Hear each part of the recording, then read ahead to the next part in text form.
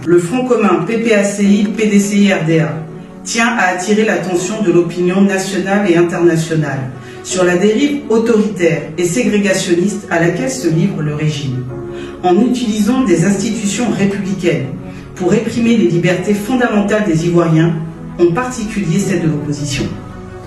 Nous dénonçons avec fermeté l'instrumentalisation du Conseil national de sécurité, CNS, dont le fonctionnement actuel constitue une menace grave pour la cohésion nationale. Il convient de rappeler que le CNS a été créé par le décret numéro 2012-786 du 8 août 2012, avec pour mission de coordonner la sécurité intérieure et extérieure, de définir les priorités stratégiques du secteur de la sécurité, d'informer et conseiller le chef de l'État, de prévenir toute menace aux intérêts vitaux de la nation, de veiller à la coordination entre ministères compétents et de superviser le système national de renseignement. Aucune de ces missions ne lui confère le droit de piétiner la Constitution, ni de réprimer les manifestations pacifiques organisées par l'opposition. L'article 20 de la Constitution ivoirienne est clair. Les libertés d'association, de réunion et de manifestation sont garanties par la loi. Or, le CNS s'est arrogé le pouvoir de trier entre les bonnes manifestations, celles du pouvoir, qui l'autorise et encadre, et les mauvaises, celles de l'opposition, qui l'interdit, réprime ou menace d'interdiction.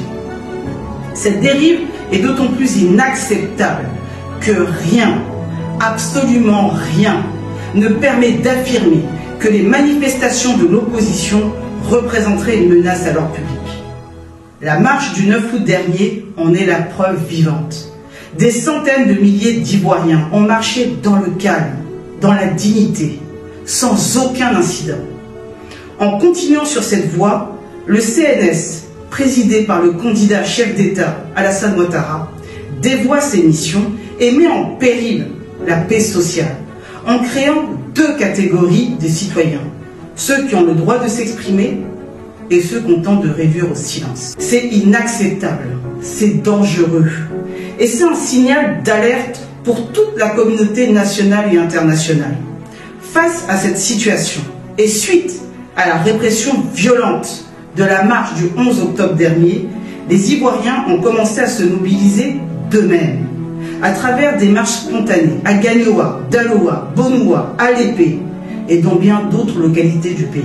Nous saluons leur courage, condamnons la répression et affichons notre soutien total à ces initiatives populaires.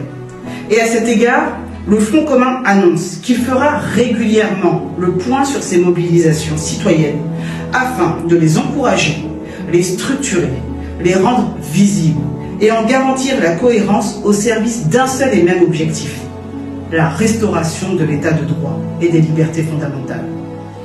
Aux forces de l'ordre, nous rappelons avec gravité que l'exécution d'un ordre manifestement illégal ne protège d'aucune responsabilité, ni devant le droit national et encore moins devant le droit international.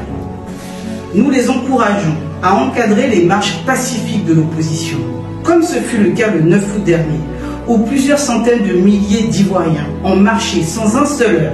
Ces manifestants ne demandent qu'à pouvoir s'exprimer librement, comme les partisans du RHDP. Le droit de manifester ne doit pas être un privilège réservé qu'aux partisans du pouvoir. Tant que cette discrimination persistante perdurera, le peuple ivoirien continuera de marcher. Et nous continuerons de l'accompagner. Le Front commun informera très prochainement l'opinion publique d'une nouvelle grande marche nationale. En attendant cette date, le Front commun soutient toutes les marches spontanées, éclatées et pacifiques qui se feront chaque jour jusqu'à ce que la Constitution soit respectée. Marcher n'est pas un crime. Marcher est un droit. Nous continuerons de marcher contre la peur pour nos libertés. Pour le Front commun PPACI, PDCI, RDA, Maître Abiba Touré, porte-parole du Front commun PPACI, PDCI, RDA.